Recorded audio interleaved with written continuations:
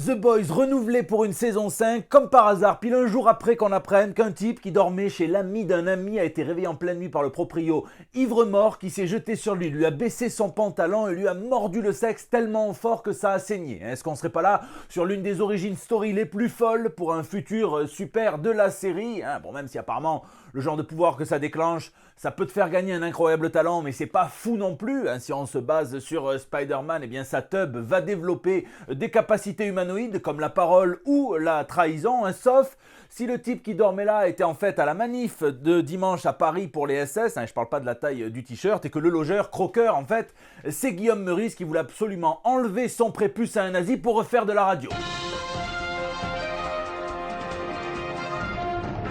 Pour les gens du Sud, rendez-vous samedi 16h à Mérargues, près d'Aix-en-Provence, à la médiathèque où j'aurai le bonheur d'animer une battle de dessin entre Bruno Bessadi et Richard Di Martino sur le thème en plus de la musique. Donc venez, ça va swinguer comme on dit si on veut un petit peu séduire Tante May. En plus j'aurai des prints de Manu Art à vous offrir pour ceux qui viendront. Donc n'hésitez pas en attendant.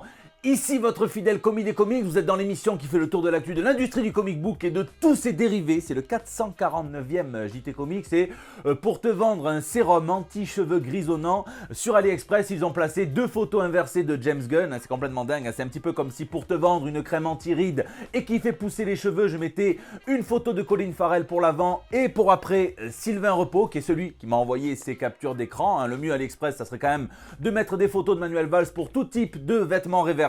Mais tournons-nous plutôt vers les news de la semaine.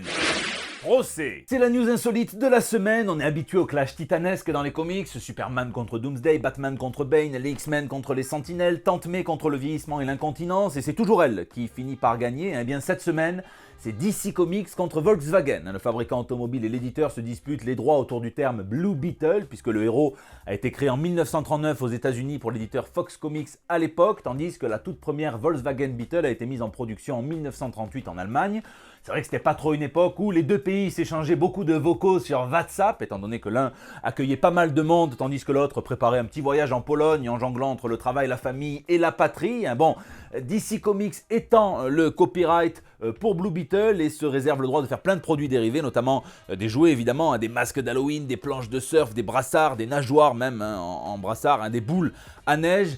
Et là où Volkswagen a dû tiquer, c'est quand ils ont lu Petite voiture et Trotteur, étant donné que je pense pas qu'ils aient trop peur que ton libraire te réponde oui avec 3 ou 5 portes quand tu vas demander le dernier Blue Beetle en librairie. En réalité c'est plutôt banal comme dossier pour des avocats, d'ailleurs ils font chier pour Blue Beetle, mais certains avocats allemands dorment paisiblement étant donné que quand ça copie les nazis grossièrement en plein Paris, là il n'y a personne qui fait chier. Non, en parlant d'avocats, là où il y en a un qui a dû se faire des vraies traces de guacamole au fond du boxer, c'est le type dont Disney va absolument apprendre l'identité, ce qu'on appelle un scooper, donc qui fait payer des rumeurs très souvent fausses. Quelquefois ça tombe juste, mais souvenez-vous que même une horloge cassée a raison 2 fois par jour. Là c'est Can we get some toast? Disney a demandé à Instagram toutes les informations disponibles pour permettre d'identifier là où les personnes derrière ce compte, après qu'ils aient posté une image un peu floue d'un concept probablement de Hulk rouge, qu'on avait déjà vu d'ailleurs en photo dans les jouets du futur Happy Meal. C'était au Brésil, c'est très dur quand on veut faire comme Disney plein de produits dérivés, qu'on repousse le film, bien de garder des secrets.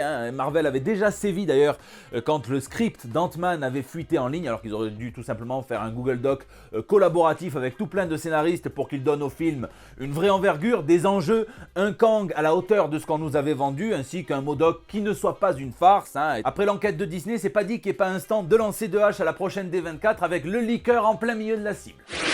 Fantastique. Je ne sais pas si les studios ont reçu un gros coup de pression de la part des financiers, mais ils ne font qu'annoncer des dates de sortie avec aussi un très beau coup marketing de la part des producteurs du spin-off de la très bonne série WandaVision centrée sur Agatha Harkness qui a changé de titre au moins 2 fois, maintenant 3 étant donné que ça devait s'appeler House of Harkness, puis Darkhold Diaries, puis en hommage à Narnia, The Lying Witch with Great Wardrobe. Eh bien non, en fait ça s'appelle Agatha All Along. C'était Agatha depuis le début, sauf que depuis le début est prévu dans le titre, et les 2 premiers épisodes sortiront le 18 septembre prochain, il me tarde. Daredevil Born Again aussi se paye un tout nouveau logo et on nous annonce la sortie prévue pour mars 2025. Ironheart n'est pas oublié et pointera le bout de son armure en 2025, on ne sait pas quand, mais du coup probablement prochain semestre 2. Et puis un an après Superman, ça sera au tour de sa cousine Supergirl de faire son entrée dans son premier film solo pour le DCU, Supergirl Woman of Tomorrow, le 26 juillet 2026. Et alors, En parlant de famille, qu'est-ce qui se passe avec les 4 Fantastiques? On dirait vraiment que Marvel Studios fait tout pour que le futur reboot du MCU soit à la hauteur du premier mot de son titre, là où le précédent était plutôt à la hauteur du second, prononciation française. Et bon, là on sait que en quelques jours on a appris que l'acteur Ralph Ineson allait incarner Galactus, l'une des menaces cosmiques les plus emblématiques de l'univers Marvel. L'acteur a joué dans The Witch, dans Chernobyl, dans The Green Knight, dans Game of Thrones, dans Harry Potter, il a eu des petits rôles dans Star Wars, dans Les Gardiens de la Galaxie, il est aussi habitué à prêter sa voix, puisqu'on l'a entendu dans les jeux vidéo Diablo 4 et dans Assassin's Creed, ce qui lui sera utile, puisque si c'est un méchant un petit peu à la Thanos, il y aura de la motion capture, et lui il fera des voix par-dessus, donc il est parfait pour le rôle. Natasha Lyonne est aussi embauchée dans un rôle tenu secret pour le moment, mais vu sa couleur de cheveux un petit peu auburn, blanc, vénitien, roux, tout simplement, eh bien je mise sur Alicia Master, la sculptrice et la meuf de la chose. C'est sûr qu'avec lui il y a beaucoup de matière, et puis alors on sait aussi que John Malkovich rejoint le casting du film, on ne sait pas dans quel rôle, mais je pense pas que Marvel porte plainte si je dis en avant-première qu'il ne s'agira pas de Franklin Richards, ni de Valeria. Puis attention, il n'y a pas que chez Marvel qu'on embauche des acteurs de haut niveau, étant donné qu'on verra Mark Strong dans la série Le Pingouin, dans un rôle dont on ne sait rien, mais ça pue le mafieux, cette affaire. Et puis alors, le réalisateur George Miller, qui a réalisé Mad Max notamment, s'est dit pas farouche à l'idée de réaliser Thor 5 avec Chris Hemsworth. Voilà de quoi rendre notre Mjolnir tout fier, surtout que les deux acteurs savent qu'un film avec Thunder dans le titre, ça pue un peu.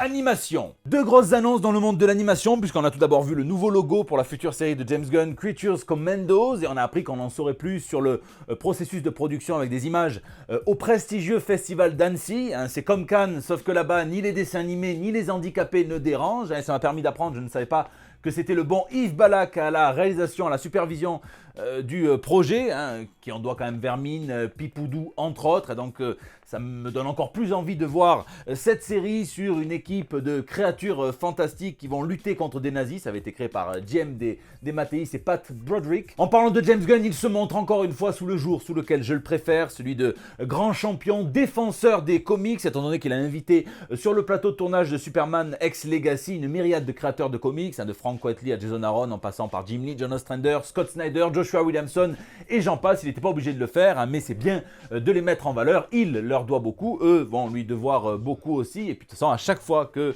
James Gunn fait un tweet en montrant les comics directement, ça a un effet ressenti en librairie aux États-Unis et en France également. Donc rien pour ça, bravo, t'es le boss. On a aussi vu des images de la future série animée Batman The Caped Crusader, qui se veut plus royaliste que la série animée Batman de 1992, mais pas dans une forme de continuité, non. On n'est pas dans X-Men 97. Là, ils précisent qu'ils vont se détacher de la série, déjà en la plaçant dans le cadre des années 40, une ambiance noire, néo-noire, avec le niveau de technologie de l'époque, donc pas de téléphone. Alfred ne pourra pas aller sur Tinder en attendant batouner. Ils font des changements radicaux, puisqu'ils veulent sortir Harley Quinn de l'ombre du Joker. Celui qui le fait, c'est quand même le papa, un des papas d'Harley Quinn, Bruce Timm, qui dit qu'il veut tester autre chose. Donc il en fait là, elle sera un autre personnage, sera une asiatique en plus, brune, donc on change radicalement de look, et ça sera une psy, oui, mais en clinique privée, et l'un de ses patients n'est autre que Bruce Wayne, et donc ils ont voulu inverser sa personnalité, là où Harley Quinn était un peu faux folle quand Harleen Quinzel, elle, était plus rationnelle, et bien là c'est l'inverse, la psy sera un petit peu faux folle, et dans sa personnalité d'Harley Quinn, l'antagoniste, elle sera complètement terrifiante, et en plus elle a des infos sur la psyché de Bruce Wayne. Il me tarde vraiment de voir ça. On sait aussi que le commissaire Gordon sera un afro-américain, et ça vient peut-être un petit peu aussi raconter, puisque les comics de l'époque des années 40, surtout Detective Comics dans lequel est apparu Batman, étaient très très défaillants en termes de diversité réelle, étant donné que les seuls asiates ou les noirs que vous voyez étaient soit inexistants, donc vous les voyez pas, ou des images négatives, des criminels un petit peu clichés, surtout à l'époque où on se battait contre le communisme. Ça sort le 1er août. Mutants. L'actu purement comics est marquée par le X des Mutants, puisqu'on a entendu parler l'éditeur Tom Brevoort, un vétéran de chez Marvel Comics, qui annonce que le rideau de fin sur l'ère Krakoan des X-Men a peut-être été tiré un petit peu plus tôt, si on lit entre les lignes, étant donné que les présidents de Marvel voulaient un éditeur senior pour s'occuper des propriétés intellectuelles qui allaient devenir très importantes pour Marvel Studios et le MCU ensuite. Et donc c'est pour ça qu'il a débarqué, qu'il est venu avec sa propre vision. C'est peut-être un petit peu dommage, mais lui il dit qu'il veut ramener les X-Men au top des ventes, là où ils ont trôné pendant tant d'années. On verra si c'est le cas, j'espère. Et en attendant, comment est-ce qu'il veut procéder? Ce qu'on sait pour l'instant, c'est qu'il veut déjà nous faire une nouvelle série sur Wolverine, qui sera proposée par Saladin Ahmed, scénarisée et dessinée par Martin Coccolo. Donc ils veulent ramener Wolverine à ses racines animales, sachant que vu ce qu'ils ont fait sur Daredevil en voulant ramener Matt Murdock à ses racines chrétiennes, ils en ont fait un prêtre. Là j'ai très peur que Wolverine redevienne celui qui n'a plus de nez, qui commence à pisser en levant la patte, mais on verra, Martin Coccolo est excellent. Dans Exceptional X-Men, Emma Frost et Kitty Pryde vont se charger d'entraîner une toute nouvelle génération de mutants, donc on revient vraiment à la mission première des X-Men, et ces deux profs peuvent former vraiment un duo de choc. Le Tom Brevoort dit qu'il n'est pas trop pour une équipe de barbouzes X-Men et qu'il n'a jamais trop compris le principe de la X-Force en tant qu'équipe de Black Ops qui allait tuer pour que les autres gardent les mains propres, et donc lui il va en faire quelque chose d'autre. Il veut que Forge ait créé une machine qui lui permet de découvrir ce qu'on appelle des points de rupture dans le futur, et donc il réunit une équipe pour aller les éviter, les prévoir, mais apparemment ça sera non létal. Ça commence à parler de prévoir le futur, ça sent la Civil War 2 cette affaire, et quand est-ce qu'on doit intervenir ou pas. Il a aussi annoncé que les X-Men étaient soit une police, soit une milice, suivant la perspective d'où vous regardez les choses, et qu'en fait les mutants s'occuperaient vraiment d'affaires purement mutantes. Je sais pas trop ce que ça veut dire concrètement. Moi ce qui me rassure, c'est qu'il dit que la prochaine série X-Men, le titre emprunterait beaucoup à l'époque de New X-Men de Grant Morrison et de Frank Quitely. Donc ça c'est parfait. Une nouvelle série solo sur Dazzler, la mutante qui a le pouvoir de changer les sons en lumière, qui partira en tournée mondiale apparemment. Donc moi, tant que Marvel Studios ne l'adapte pas en lui faisant une scène avec une crise d'aérophagie, ça me va. Et puis quand on parle de vent, justement, excellente nouvelle, puisque Tornade va intégrer les Vengeurs. Elle y avait déjà été, mais très furtivement, sous Brian Michael Bendis. Et là en plus, Jed MacKay ne s'emmerde même pas. Il dit on sait que quand Storm arrive, elle a tellement de charisme, elle a tellement de leadership, comme on dit, qu'elle finit par devenir la chef d'équipe. Donc là il s'emmerde pas, ça va directement devenir la chef d'équipe. Tant pis pour Captain America, va t'asseoir papy, mais il me tarde vraiment de lire tout ça, surtout qu'elle aura aussi un titre solo qui lui sera réservé. Le slogan d'ailleurs, c'est « Les mutants n'ont plus de nation, mais ils ont toujours une reine ». L'inverse des Anglais, quoi. D'ailleurs, en parlant d'anglais, Warren Ellis et Brian Hitch avaient repris la série Stormwatch et inventé le personnage de Jenny Sparks. Eh bien, Tom King va se charger de la réinventer pour le monde moderne, et vu qu'après le personnage avait fait partie de l'équipe The Authority, et vu qu'il y a un film qui est en projet, nul doute qu'on aura vraiment à bouffer dans cette série, Tom King étant impliqué dans le DC Studio également. Il fera ça avec l'artiste Jeff Spokes sur le DC Black Label. Jenny Sparks, c'est cette méta-humaine au pouvoir électrique, et la seule raison pour laquelle elle n'était pas dans le bain de Claude François en 1978, c'est parce qu'elle avait déjà 78 ans, et que même si elle ne les fait pas, c'était déjà un tout petit peu trop vieux pour lui.